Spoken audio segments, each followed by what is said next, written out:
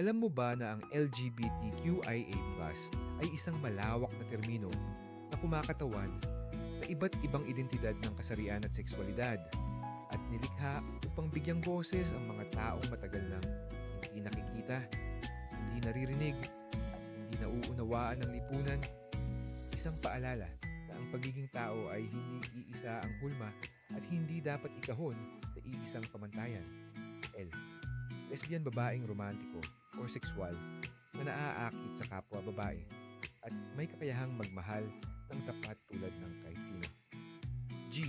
Gay lalaking romantiko o sexual na naaakit sa kapwa lalaki at ginagamit din minsan bilang umbrella term para sa mga taong hindi heterosexual.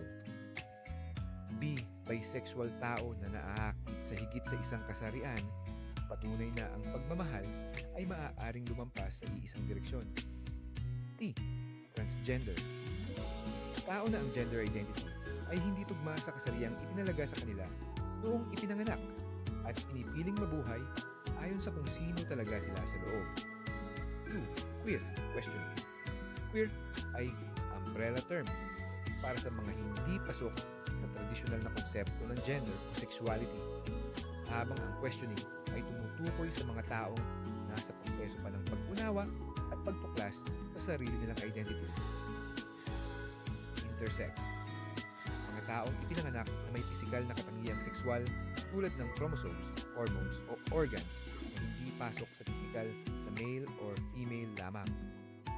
Asexual, aromantic. Asexual ay mga taong kaunti o walang sexual attraction. At aromantic naman ay kaunti o walang romantic attraction. Pinapakita na ang halaga ng tao ay hindi nasusukat sa sexual o romantic na relasyon. Plus, sumasaklaw sa iba pang identities na hindi nabanggit sa mga letra tulad ng non-binary, pansexual, gender fluid at marami pang iba na patuloy pang kinikilala at inuunawa. Sa madaling salita, ang LGBTQIA+ ay hindi lang acronym, kundi isang koleksyon ng mga kwento, laban, tapang, at pagmamahal, isang paalala na ang pagkakaiba-iba ay hindi kahinaan, kundi lakas.